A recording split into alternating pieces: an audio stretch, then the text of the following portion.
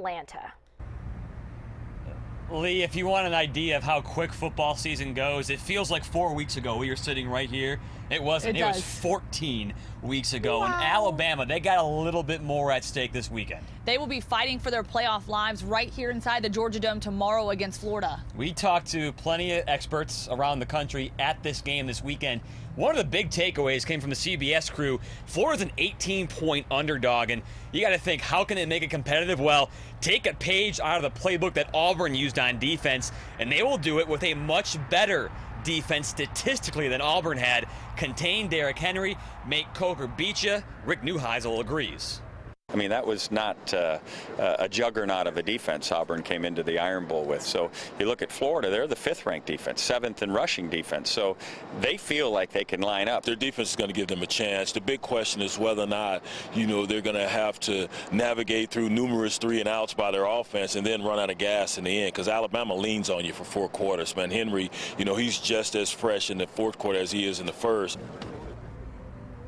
But you also got to wonder, when Derrick Henry gets 46 carries, how is he going to hold up when they're playing one of the best defenses in the country? And this Florida defense, they've played a lot of great running backs too. Dalvin Cook from Florida State. They've played Leonard Fournette from LSU. So that's something to keep in mind. This is going to be a different animal that Alabama's run game's going up against. Yeah, Nick Chubb was the only guy they escaped this year in the top 5 as far as running backs are concerned. But there's a lot at stake at this game and a lot of emotion because there's so much history behind these two games. Aside from a playoff appearance being at stake, these two teams have met in this game more than any other team in the league with a total of 8 appearances. Two guys who have both played in this game know the emotion all too well.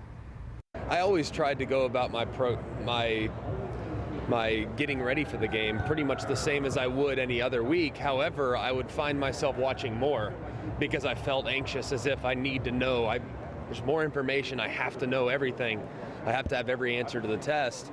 And oftentimes I think that can force you to overanalyze. Some people rise under pressure and some teams crumble, and I think there's a lot of pressure for Alabama, and if Florida has a chance, it might be everything that is happening around Alabama right now with Coach Smart and the pressure going into this game.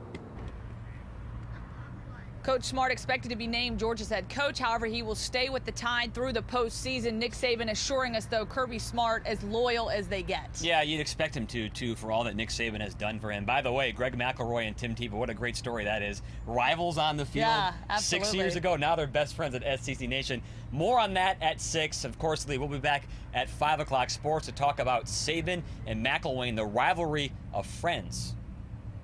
All right, thanks, Chris and Lawrence. Still take your pick of intriguing storylines. One of the best ones, the two coaches, Nick Saban, the mentor, and the protege, Jim McElwain, who won 2 national championships as his offensive coordinator. And when you match these two teams up, Alabama and Florida, Alabama coming in as a 17-point favorite. And what's ironic about it, last week Auburn just a 14-point underdog against Alabama in the Iron Bowl. The Tide, though, coming into this one, why? Perhaps because they have the toughest defense in the country. And, of course, they've got that running back. His name is Derrick Henry. Florida head coach Jim McElwain, though, isn't rolling the dice with Vegas.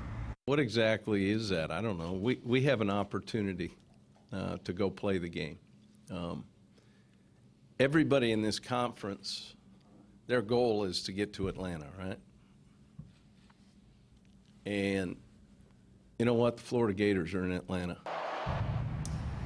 Now, I'm not saying, I'm just saying, I think Jim McElwain knows that this is an enormous task for Florida to beat Alabama. And it's going to take a gigantic effort to compete with them on the field. And now this is not the only championship game going on in the state of Alabama. Of course, we're in Georgia. We go to the Super 7 in Tuscaloosa. Chris Wrinkle standing by with the big 4A game. Hey, Chris.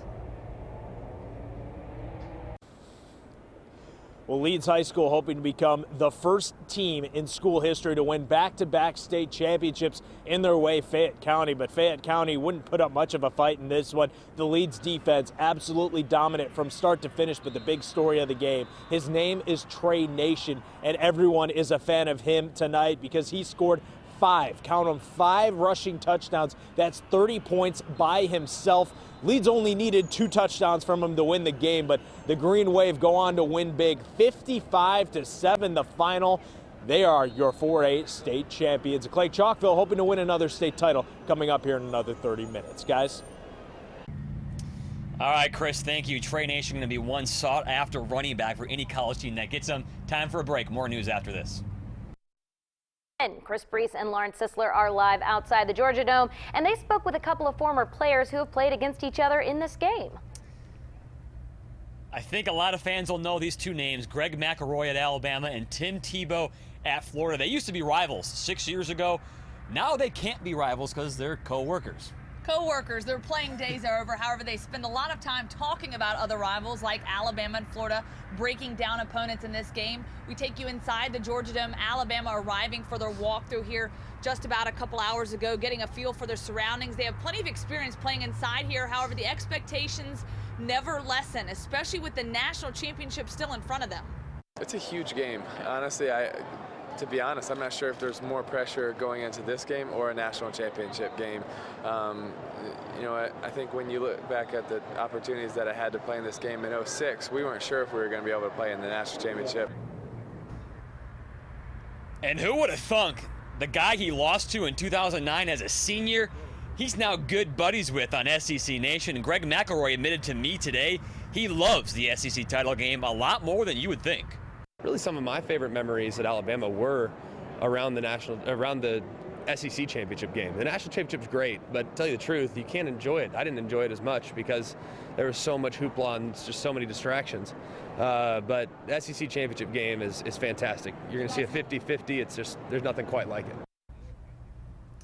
Now, those two left college. They went to play at the same team, the Jets and the Pros, and Greg won the 2009 SEC, by the way. Tonight at 10 o'clock, we're going to show you the prank that Greg McElroy played on Tim Tebow because they won that game. Oh, I'm looking forward to that one. I've not heard this yet, but that's coming up tonight on the Red Zone at 10:15, but plenty more in sports coming up later. We'll hear from Nick Saban and Jim McElwain. Lee, back to you. All right, thanks. Second straight year, and at stake for the Tide is a trip to the college football playoff. Let's go back out to the Georgia Dome with Chris and Lauren. Lee, you know all this talk about Kirby Smart going to Georgia as soon as Sunday.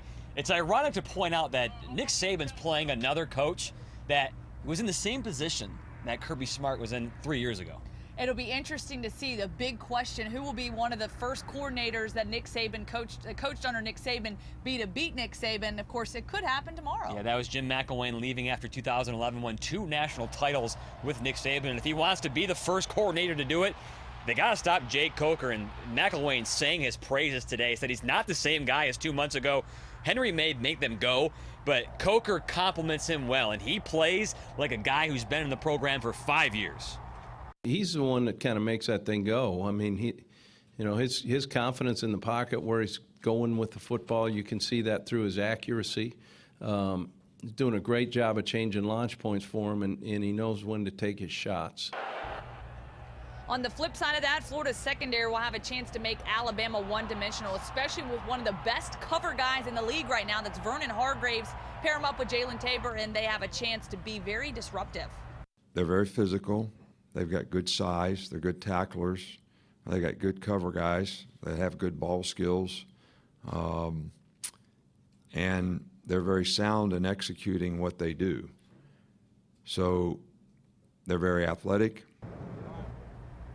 Okay, so Kirby Smart to Georgia, Lane Kiffin to fill in the blank. Right now. Fill in the blank, maybe. Everybody wants to speculate that carousel just spinning out of control. But right now you have to imagine the focus on these guys is getting through this SEC championship game. They've got to eliminate these distractions. Yeah, and recruiting. They're still recruiting. It's a year-long thing. And speaking of recruiting, high school state championships finishing up today. Chris Wrinkle is in Tuscaloosa for the Leeds and Fayette County 4A championship game. It was 2 years ago at Bryant-Denny Stadium that Leeds lost to Madison County in the state championship. And today, from the minute that their alarm clocks went off in the hotel, they were determined not to let that happen again. They knew exactly what we needed to do to win this morning. You know, everything just fell into the right place. The whistle blew and the celebration began as the Leeds Green Wave celebrated a state championship for the second year in a row. And to go down, you know, as the first class in Leeds history to accomplish a back-to-back, you know, it's fantastic. Leeds dominated in every facet of the game as running back Trey Nation led the way offensively, reaching the end zone 5 times. The defense held up its end of the bargain, suffocating the Fayette County County offense. A second quarter touchdown, the only blemish on an otherwise perfect day for Leeds. We were great last year, but this defense stacks up to those defense, and I think the best offense we've ever had. Right now I feel like the Hoover of 4A. So now Leeds back-to-back state champions. They can also say they won a state championship in all 3 venues. They won in 2010 at Legion Field, 2014 at Jordan-Hare, and now they can check Bryant-Denny off the list. At the Super 7, Chris Renkel, WIT 42 Sports, coverage you can count on. And Chris will be back at 10 o'clock for Chalkville in the 6A title game. Here's our schedule tomorrow on the Red Zone. Our pregame show, 11 to 11:30. Post-game show after the SEC title, 6:30 to 8, and then the Red Zone final at 10:15. And of course, we get to be outside here, so I want to make sure Ted McInerney takes note of this beautiful space heater. I know Brees is jealous. As your hand goes up in flames. On my side, Ted, they're taking care of me out here. It is a little bit cold, not quite as cold as what you're used to, but we'll send it back to you guys in studio. Well, I'll tell you, Lauren, it's